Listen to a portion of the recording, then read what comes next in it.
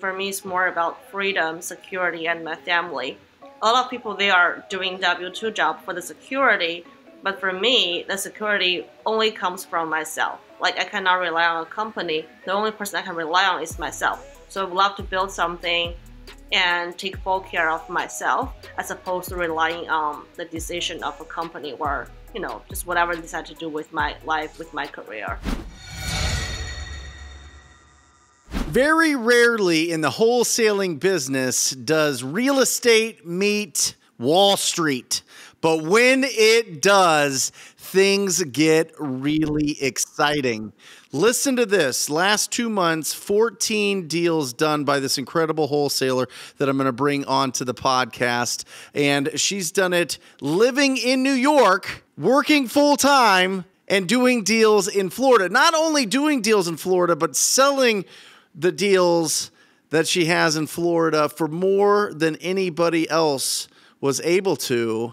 It is exciting because this incredible wholesaler moved here from Xinjiang province, China in 2018 and is doing this business part-time while also having unbelievable responsibilities with her W-2. We're gonna break into how she sells her deals for so much. We're gonna break down why she's doing both jobs at the same time and not going full-time into wholesaling just yet, and when she's gonna make that decision, and why even do wholesaling while you have a W-2 job. It's my pleasure to bring on to the Wholesaling Inc. podcast, Helena Wu. How are you? Hey, I'm great. How are you, Brent? I am excited. I want to know why you're selling deals for so much more in Florida. So let's jump right into this. Okay, we'll get into the history and we'll take the DeLorean back and we'll time travel and we'll go through your whole story in a bit. But let's get into some meat and potatoes right off the bat here. So somebody puts out a deal, they can't sell it. You take that deal and you sell it for even more. How does that happen? How are you finding this? How have you developed this ability to sell deals for more in Florida? I think several things. The first one is when building buyer pool, I intentionally try to diversify my buyer pool. So I have buyers for all kinds of deal. And if this deal maybe doesn't make sense for this flipper, it can be a good rental or Airbnb for someone else. So diversify buyer pool. Secondarily is really trying to understand how they run their numbers and what's their preferred profit. Some people wants to make 40, 50K. Some people are happy just walk away with 25K. So for those people who are asking for lower profit, of course I can sell for more money. And just when I receive a deal, I know like it's a good fit for someone else buy box. So I will give those people a phone call. So that can really bring that to that person's attention and start looking at the deals carefully. So you know what strategy your buyers are implementing with these properties, right? You know, okay, wait a second. This is my pool of fix and flippers. This is my pool of buy and hold. This is the pool that, wants to do something like a short-term rental. I mean, how do you figure this out? Is it like an interview process that you have with these cash buyers? Because I feel like, sometimes we call up our cash buyers and they're like, yeah, send us your deals. And we're like, well, what kind of deals are you looking for? And they're like, yeah, just whatever's great, just send it to us. Like, how do you get past that first kind of bubble that's around them that just says, send me the deals? How do you get past and really get into an intimate knowledge of what they're looking for? Yes. So first of all, by looking at their past work, either on preview or tax record, you can see if it was a flip or was it, being held as a rental. So if it was bought, in the back and has not been sold yet, and when it was bought, it's in a clean rental condition and is held by LLC. So that person is more likely to be a buy and hold investor.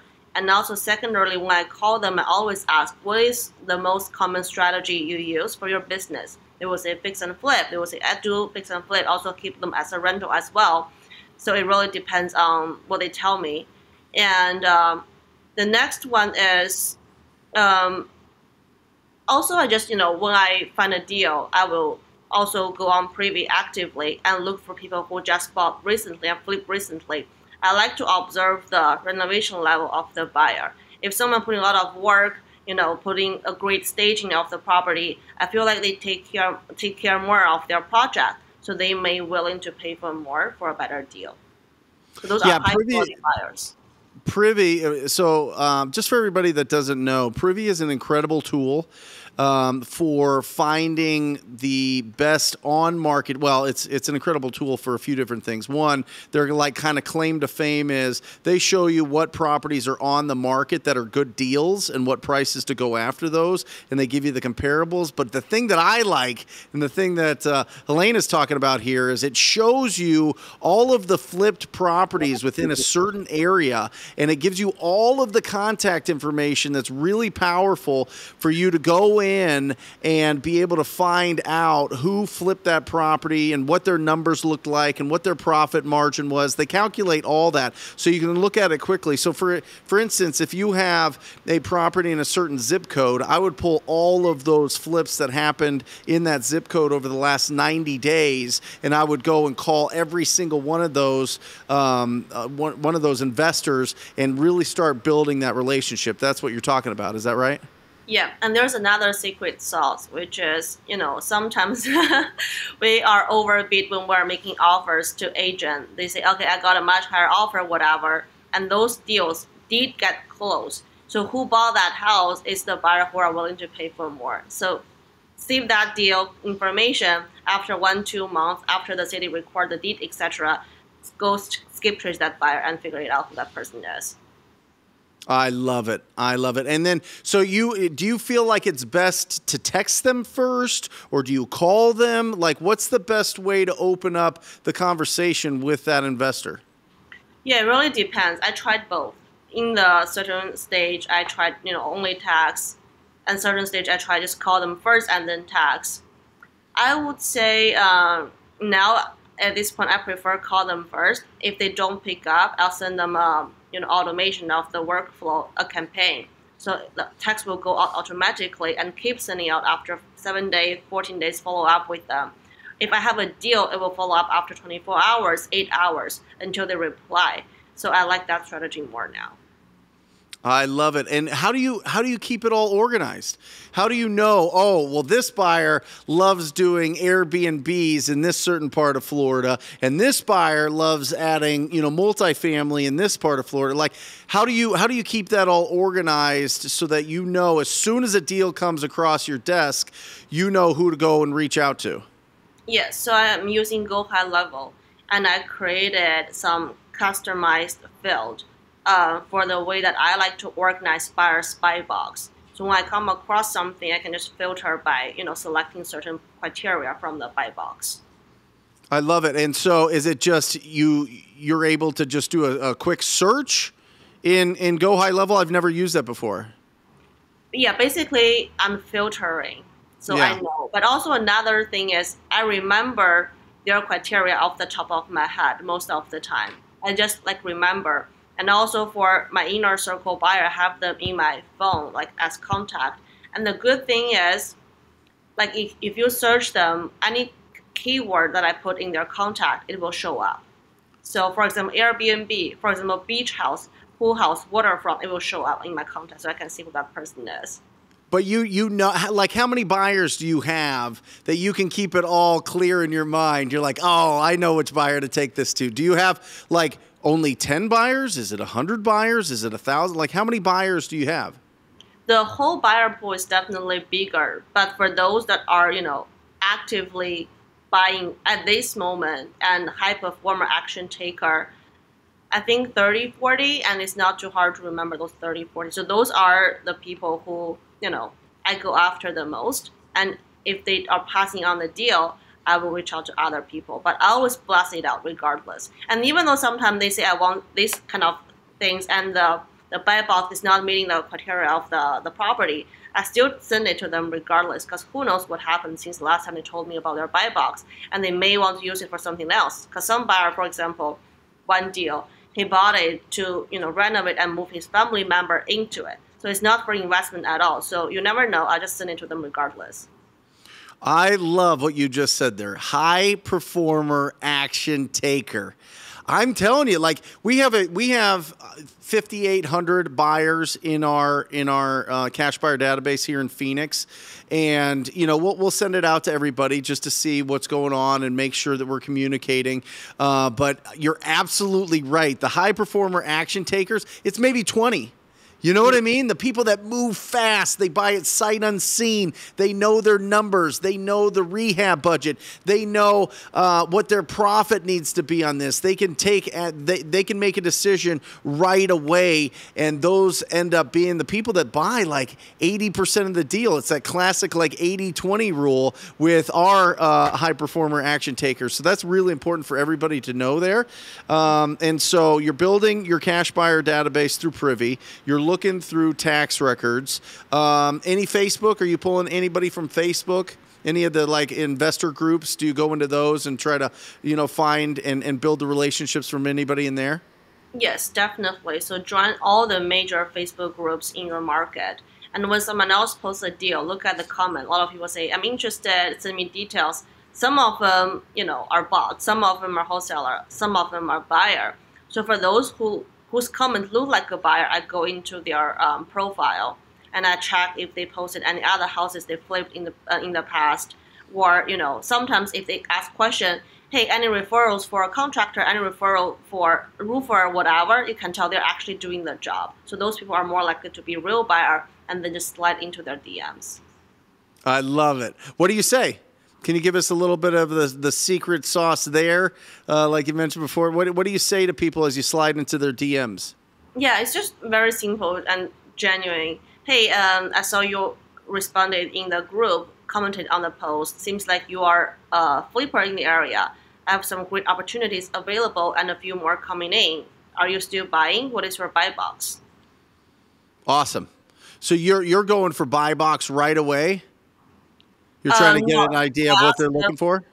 I asked, are you still buying, or are you actually actively buying? If they say yes, okay, awesome, cool. So I have a few available. What is your buy box so I can send you deals accordingly? I think that's real important for everybody to listen to that point. Don't try to pre-qualify them too much too early.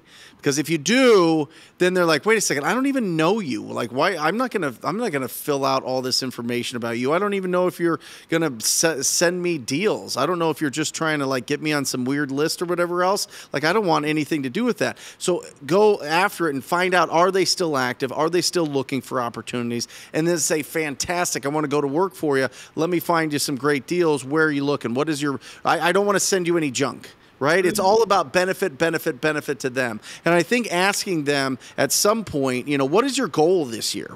How many deals are you trying to do? How much are you trying to make this year? I want to make sure that I'm bringing you the best deals that fit your criteria, help you reach your goals. Because the fact is, when you help cash buyers, the investors on the back end that we sell these, that we disposition these properties to, you get them to hit their goals, you hit yours. Mm-hmm. Every time. It's the whole go-giver model. It happens every single time. If they can hit their goals, you're going to hit your goals. So it's important to understand and have that question. And I'm telling you, 99% of the time, people don't ask, what is your goal? How many are you trying to buy this year? What are you trying to make? And you're going to stand out and actually be somebody that they feel is on their team. And when they believe that you're on their team, they're going to work fast for you. They're going to communicate with you, and they are going to be happy when you make when you do really big deals. Because they're going to be like, okay, I've paid you $5,000 on this, $7,000 on this, $10,000 on this, and that's been good. And I've made a ton. I've made 20, 30, 40, 50,000 on these flips, or I'm making a boatload off of these short-term rentals, or I'm adding to the rental portfolio, and I got a ton of equity. All these things. I'm excited when you make a $60,000 deal, right? Mm-hmm. Yeah.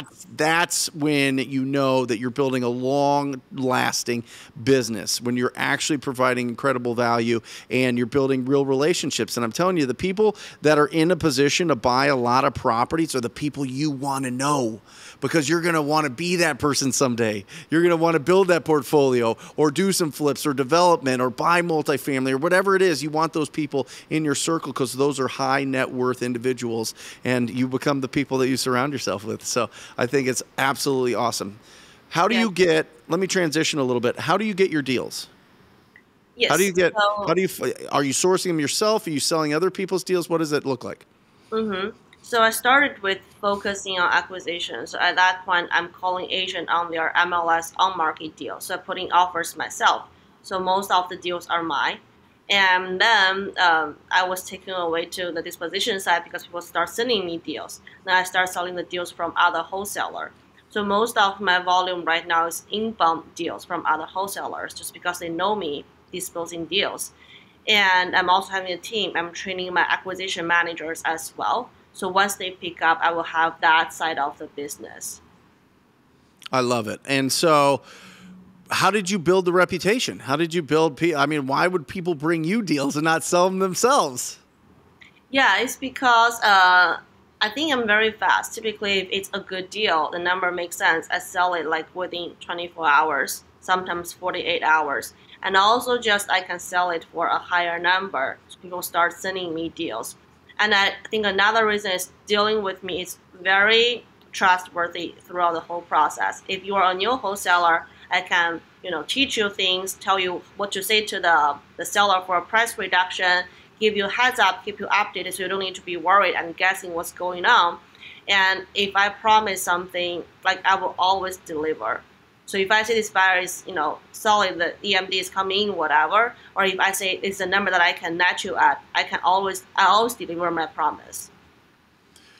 Amazing. Let's touch base on that because I think that something sparked in everybody's brain when you said, "Well, I can tell you what to say to get a price reduction with the seller." So give me an example of that. What I need to get I need to be lower by like 15,000. What should I say to this seller that doesn't make them get super mad and we're able to do the deal?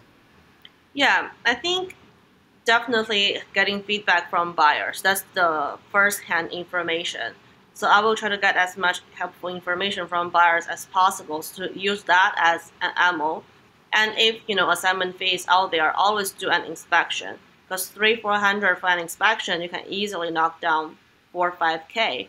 So that's great cash on cash return. And also just anchor lower than what you actually want to get. And if they say no, whatever, just pull back a little bit. Okay, then I guess like I hate to do it, but we might have to cancel just because the number really doesn't work out. And if they say okay, let's cancel, you just don't sign it. So that's okay. Let's move forward. My team work it out, but don't be scared of warning. Well, like just saying you want to cancel because as long as you don't sign on the cancellation, it's still your deals. I love it. I love the idea of doing a formal inspection, right? Especially if you didn't hit it too early. For everybody that's direct to the property owner and you're going through it and saying that you're buying it as is, but you still have an inspection period, it still gives you the ability to have a formal inspection done on the property. And typically those are $300, $400, $500, but usually it's $400 and less because the properties that we're working with are typically not too big. The price goes up the bigger the property because it's just more work. But you spend $400 and you come back and it's like a report that's like 50 pages long with a summary that has 250 items on it. It looks like a bloodbath.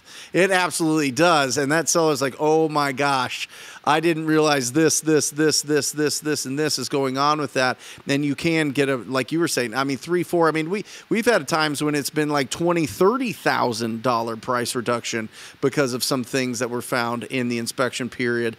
And as long as you're not going into your appointment saying there'll be no inspections, there'll be no, I'm not going to come back and I'm not going to have you repair anything. I mean, repair anything's fine, but if you're not laying it on too thick that this is the price that we're going to be able to do it at and we won't mess around, and you're just going into it and saying this is the price that we can do, we're going to do our inspection period, and then once the inspection period's done, then we can move forward once we see what's going on in the inspection period. That makes it a lot more powerful to be able to present that inspection period and get a price reduction if need be. If you need to, if it's not a deal at the price that you have it. And I love that. Get the feedback from the buyers. This is so critical. And every single time, if you're going to do a price reduction, guys, you need to have a buy price. Because if you go in and you don't know what your cash buyers will actually pay for this property and you get a price reduction and you still can't close that deal, you're going to have a very, very, very, very angry seller. So make sure, rule number one is, if you're going to get a price reduction, make sure it's at a price that'll cause it to sell.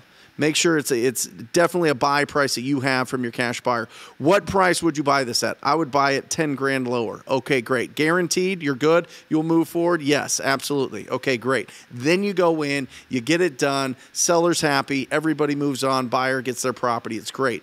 Don't go in, get price reductions, and still not be able to sell it. Awesome. Mm-hmm. Another thing it's just my preference is if I am able to, make a decision sooner, I won't wait until the last day. I will let them know immediately to show that, first of all, I'm respecting their time.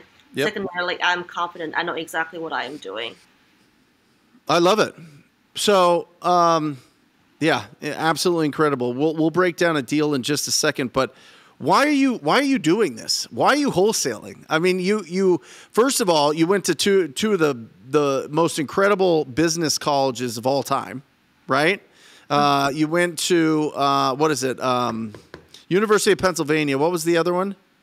Oh, it's the university. Yeah, it's just like business school in it. It's called Wharton, and I also went to art and science school. Yes. Yeah, that's right. So you went to like these incredible schools. And sorry, I don't know much about the Ivy League, but I mean, you went to these incredible schools, and I mean, you're there working with big time asset management, family offices. You've been doing it since 2019. Like, you make good money. Like, what are you doing? Like, why are you working a full-time job and doing all of this? Yeah, I actually started January 2020, so technically 2020. That's when I started my full-time job. Okay. For me, it's interesting. For me, it's more about freedom, security, and my family. A lot of people, they are doing W-2 job for the security, but for me, the security only comes from myself. Like, I cannot rely on a company. The only person I can rely on is myself. So I would love to build something and take full care of myself, as opposed to relying on the decision of a company or, just whatever I decide to do with my life, with my career. So you feel as an entrepreneur, you have more control? Yes, exactly. Because the more I work, if I put my work into it, I determine the result. But when it's with a company, a lot of factors, it's just out of my control. Sure. And is there a point where you're like, okay, I can do this business full time, or are you going to just continue to do both for as long as possible? Definitely, I want to transition to full-time entrepreneur, real estate investor one day.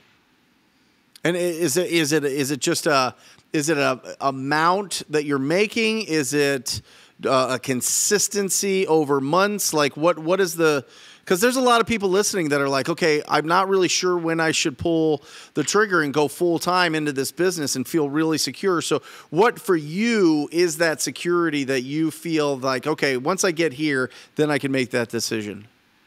Yeah. So I'll answer that questions in two parts. The first part, for people, making a decision, is just, what is your why? Is that strong enough to push you through all the hiccups and hardships? If your why is strong enough, and then I would consider, okay, how much saving do you have, and how long can it last without you bringing in any single one penny during that period of time? And who else is depending on you? Is your saving good enough to take care of that person during that period of time as well? If, let's say, you have 6 months saving and you have trust and faith in the process, you think you can, make it work within 3-4 hours, then I think you can quit. But for my situation, it's different because I'm keeping it because of my visa situation. Mm-hmm. So I have to have the visa to, stay here, etc. That's my working visa. But once my company is scaled to a certain stage, like the number of employee, etc., I can sponsor a working visa for myself. So that's when I will quit. Absolutely incredible. You are such an inspiration. I love this conversation. Let's get into the nitty gritty. On this show, we break down a deal. So I just want you to pick out any deal that you closed, and let's like pull this thing back. How did you find it? If you got it from another wholesaler, how did they find it? What'd you get it for, and what'd you sell it for? And then we're gonna ring this beautiful victory bell here. So any deal you want to break down, go ahead.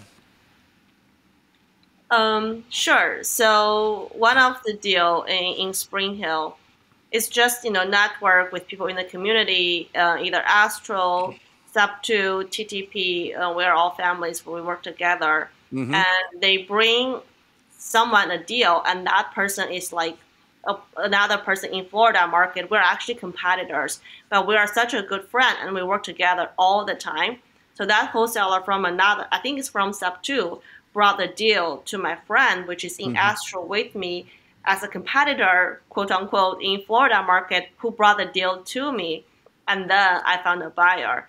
And because that buyer is such a high performer and we're just friends, so there are actually a lot of showings for that property, like happening 3, 4, 5 showings on the same day. And Okay. I know the schedule of the showing. And my buyer said, can you squeeze me in for the first one? I like this one a lot. I said, no problem, let me do that. So I squeezed him in as the first one, showing after 5 minutes walkthrough. They said, I'll take it, and done deal. Done deal. So it was somebody. Was it a creative finance deal, or was it a traditional like fix and flip? Yeah, fix and flip. But that acquisition wholesaler is from Sub2, but that's a cash deal. Love it. So they found a deal. They found an ugly house. It needs some work. It needs some renovation. And that's what your buyers were looking for. It was in the area that they're looking. You had another person in your network bring that deal to you, and you got one of your best buyers in there. What was it locked up for, and what did you sell it for, and what did you make? I think in total it was $25K, and the acquisition wholesaler took $12K, and me and my friend, we split the rest, 50-50. Split the rest. So you guys made just over $6,000. Mm-hmm. And this was it was sent to you that day. You sent it out that day, and it was done, in 24 hours? Yes. And you made $6,000 in 24 hours. Yeah, I think it's more than that. I don't remember the exact amount, but yes. I love it. Come on, here we go. Absolutely incredible. Oh, I love this business. Gosh, I love this business. It is just the best. It is the best. It is amazing what you can do when you pick up the phone and build real relationships with people that invest in real estate, and you find them great opportunities. And that's what we do. That's what wholesaling is. It's the art of finding discounted properties. And you do such a great job at it. So how can people get a hold of you? People in Florida, listen, if you need help selling your deals, or you just want to make more on your deals, you need to reach out to Helena. How do you do? What's the best way for them to reach out to you? Yes, the best way of sending me deals is to my email, deals@abundancereg.org. So abundance, reg.org. REG? Yes, deals@abundancereg.org, because my company name is Abundance Police Group. I want to bring abundance to everybody. I love it. Guys, definitely take advantage here. Make sure if you have some tricky deals that you bring them to Helena and watch her go to work and get those sold. Or if you just want to make more, absolutely incredible. Give some advice for anybody starting out. I mean, you just started this in July. And you really, from July, August, September, you were doing some fact finding, kind of in education mode, kind of figuring out what market you wanted to go into. And really, since September till now, you've just exploded. And I'm sure you're going to be at 10 deals a month, or probably already are this month, but just keep going and building and building and building. Give some advice to people that are just getting started out. Yes. I think figure out your why, because it's not going to be easy. There will always be hiccups. And the fun thing of being an entrepreneur is you are solving problems all the time. So expect issues, challenges will come up every single day, and have fun with solving those problems. and also just really build your relationships in your network to deal with like-minded people. It's so much fun to do that in that way. Absolutely incredible. Thank you for being on the podcast. I'm excited to watch your growth. Just joined us at in the Rhino Tribe, so that's absolutely incredible. And yeah, I love it. I'm gonna watch very closely. And guys, if you're in Florida, definitely reach out and squad up with Helena and her business, and watch both your businesses grow. And that's it for the show. Listen, if you're interested in joining the most proactive community in real estate investing, if you're looking, I don't care if you're trying to do your first deal, if you're building consistency so you can go full time, or you're looking to build this so that it runs without you someday, go to wholesalinginc.com, wholesalinginc.com. Check out the Rhino Tribe. Check out what it's all about.